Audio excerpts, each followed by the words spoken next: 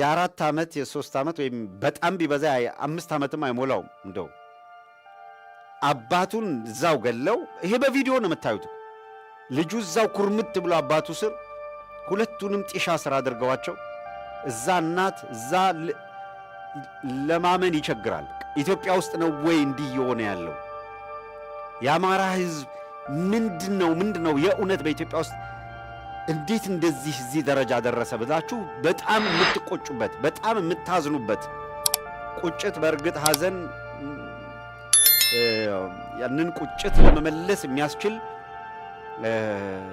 ቁጣ ካልወለደ ቁጭት ብቻውን ትርጉም የለውም ቁጭት ህመም ሲፈጥር ቁጭት ወደ ቁጣ ሲቀየር ቁጣ ወደ ተባበረ ቁጣ ሲቀየርና ያ ቁጣ ዳግመኛ ለሞት የሚዳርገን አካል ቀና ብሎ እንዳይሄድ የሚያደርግ አስፈላጊውን መስዋዕትነት ከፍሎ ህዝብን ከእንዲህ አይነት መከራ ማላቀቅ ካልቻለ ትርጉም የለው በዚህ ዘመን ያለን ማናችንም ሰዎች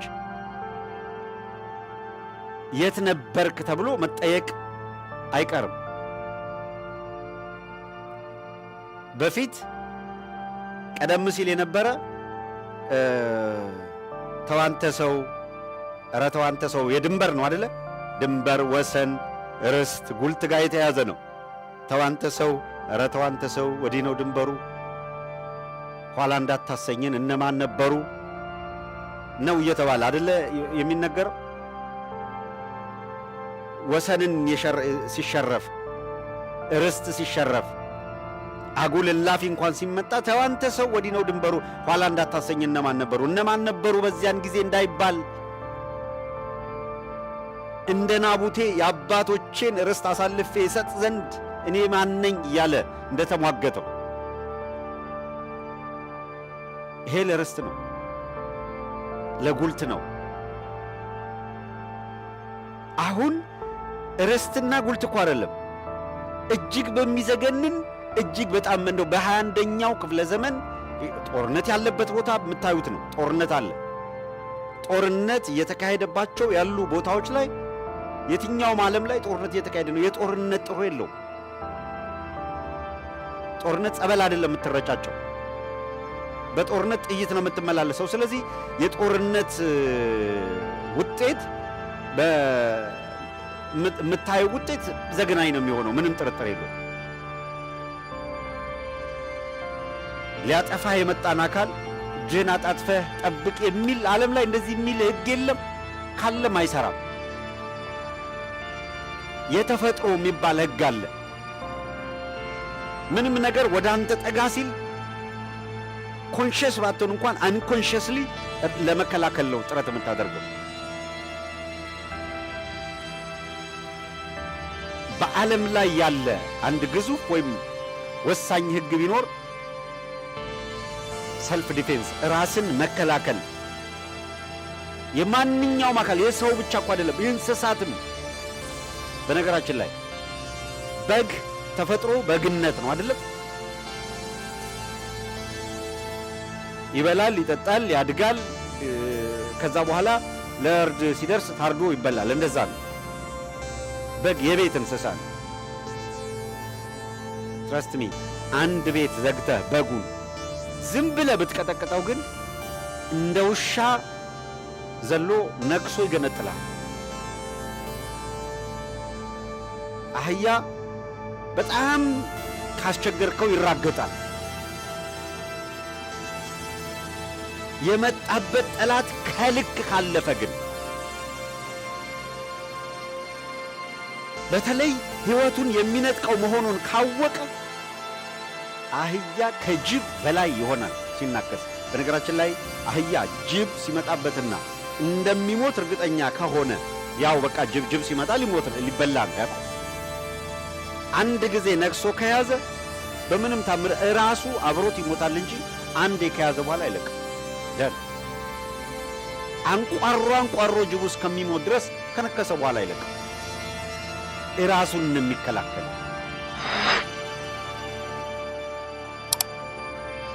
ጃርት በሾህ የተሞላች ነው ስትጠጋት ታቆፈቆፋለች ማስጠንቀቂያ ነው ዝም ብለህ ከተጠጋሃት ይበተናል ያመርዛማ ሾህ።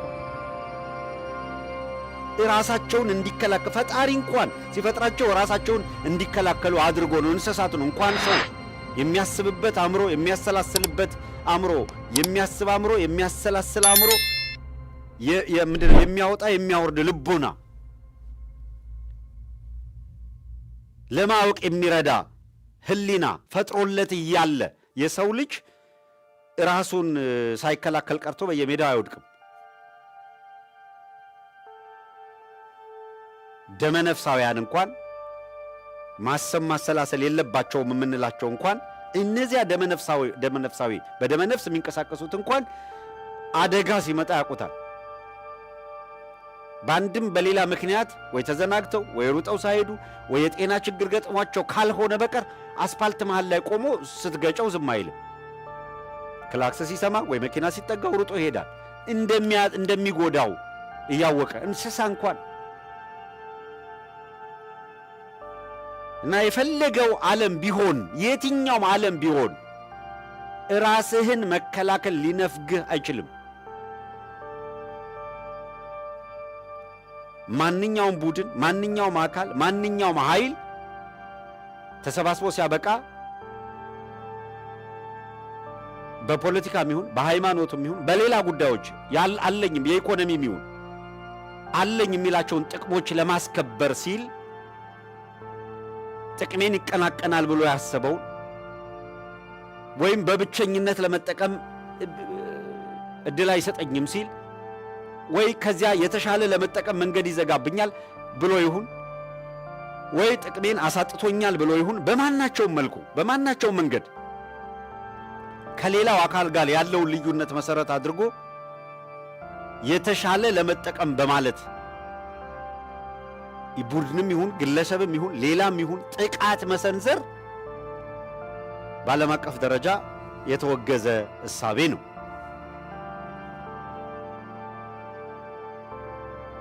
ይሄ ገቨርን የሚያረግ ህግ የእኩልነት ህግ ይኑር የሚባለው የአንድ አገር ችሎት አንድ እኩል ካልሆነ መድኃኒቱ ክንድ ይሆንና በጉልበት መለካካት ይመጣል። ጉልበተኝነትን ለማስቀረት ሲባል የአንድ አገር ችሎት እኩል ይሁን የሚባለው ለዛ ነው። እንደ አውሬ አሳዶ በየጢሻው የሚገልህ አካል አይ ለሱ ግብረ መልስ ከሰጠሁኝ ችግር ይገጥመኛል ምናምን ከምትሞት ችግር ይገጥመኛል ብለህ ከቆምክ ትሞታለህ። ላለመሞት የምታደርገውን ትግል ማንም የፈለገውን ስም ቢሰጠው ደማይ አንተ የምትታገለው ለህልውና እስከሆነ ድረስ ዓለም የሚያከብር ደግሞ በጉልበት ልክ ነው። በነገራችን ላይ አቅም ሲኖር ያከብራል፣ አቅም ከሌለ ያከብራል። ይሄ ነው ሪያሊቲው። አሜሪካ ኢራቅ ሄዳ የምትዋጋው በምን ምክንያት ነው?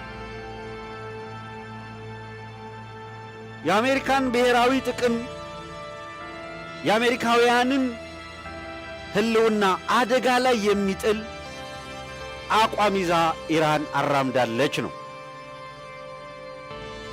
ለዓለም ስጋት ሆናለች ነው።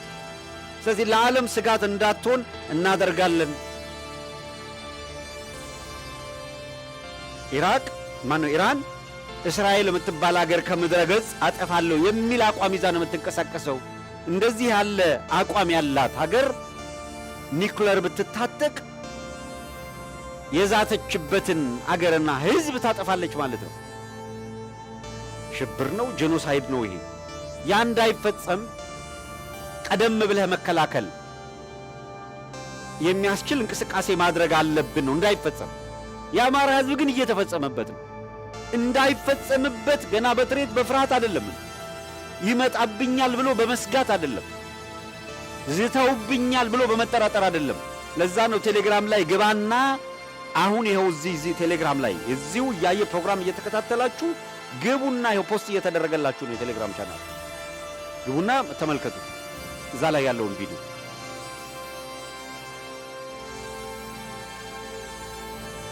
እጅግ የሚዘገንን ያልተቋረጠ ማንነትን ብቻ መሰረት ያደረገ ግፍ እያስተናገደ ነው የአማራ ሕዝብ። ያንን ሰቆቃ ያንን ግፍ ያውም ሊና መሸከም የሚችል ከሆነ ነው። ያውም ለማየት አንዳንዱ ልቦና ያለው ማለት እንደው በጣም ስለሚያስቸግር ምርጫ ቢኖር አለማየት ነው የሚሻለው። ምታየው እናትህ አንጀቷ ታጥፎ ነው። ምታየው እህትህ በአሰቃቂ ሁኔታ ተገላ ነው።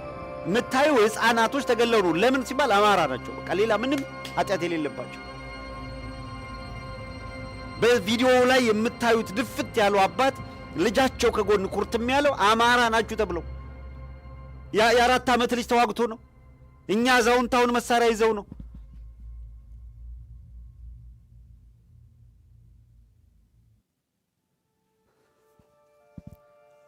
አንጀቷን እንዳሰረች ገና ታዳጊ ወጣት ኩርምት ብላ በዛ በጥሻው ላይ እንዴት መፈጠርን እኮ የሚያስጠላ ነው እያደረጉ ያሉት ነገር። ይህን ምንም እንዳልተፈጠረ አብይ አህመድ ከሩሲያ መሪ ጋር ተነጋገረ የሚል ዜና ታያል። ምንድነው ሲባል በቀጠናው ስላለውና ስለ ጥቅማቸው ስለምናምን ይላል። አየህ ጉልበት ስላለ፣ ጉልበት ደግሞ በማንም አይደለም በዋነኛነት ራሱ ሰፊውን ድርሻ ሊወስድ የሚችለው የአማራ ሕዝብ አብይ አህመድ በስልጣን ላይ ተደላድሎ ጉልበት እንዲያፈራ በማድረግ ረገድ የአማራ ሕዝብ ኢትዮጵያን ይታደጋል፣ ኢትዮጵያን ያድናል፣ ይችን ሀገር ወደ ጸጥታና ሰላም ወደ ደህና የተረጋጋ ነገር ይወስዳል ብሎ በማመን በተለየ ሁኔታ ባደረገው ድጋፍ አብይ አህመድ ሲመጣ ወደ ስልጣን ቢሆንስ የትኛው የኦሮሞ ሕዝብ ነው እምብዛም አልተቀበለውም።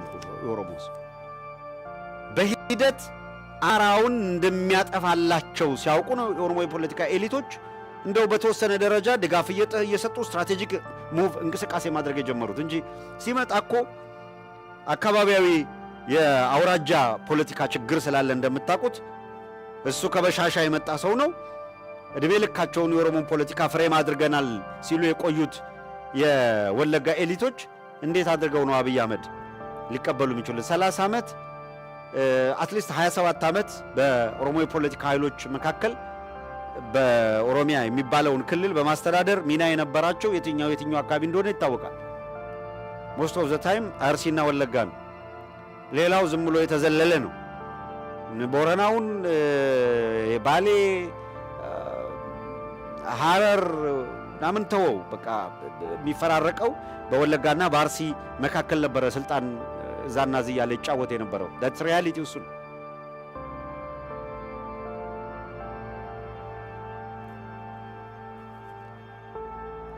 የሚገርመው በአማራው በኩል አብይ አህመድ ምንድነው ስስ ልቦና ብሎ ዘሶኮልድ ኢትዮጵያኒስት ይባላል እየተባለ የሚጠራውና ሳይለንት ማጆሪቲ ተብሎ የሚጠራው አካል በዛን ጊዜ አሁን አይ ቲንክ ማጆሪቲው ወደ በኢትዮጵያዊነት ማዕቀፍ ሳይለንት ማጆሪቲ ውስጥ የነበረው አብዛኛው አማራው ስለሆነ ሞቱ ሲገባው የነቃው ከብዙ ድካም በኋላ ከብዙ ሰቆቃ በኋላ ያውም እውነት ለመናገር አሁን በየዕለቱ በአማራ ሕዝብ ላይ እየደረሰ ካለው ግፍና ሰቆቃ አንጻር ሕዝቡ በሚደርስበት መከራ ልክ ነቅቶ እየታገለ ነው ወይ ለማለት በጣም ይቸግራል። በጣም ይቸግራል።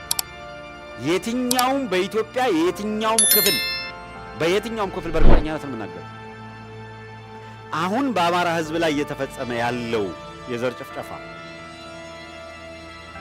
5% በዚህ ወቅት ብትደረግ ለአንድ ቀን ተውት። ይሄ በየዕለቱ የሚሆነው አይደለም።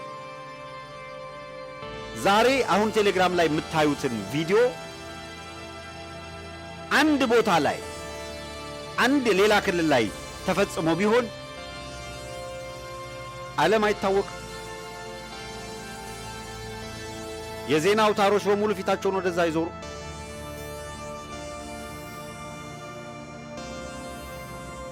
አየኸው አንተ ባለቤቱ ያቀለለውን እንደሚባለው ማን ሊያከብረው ይችላል?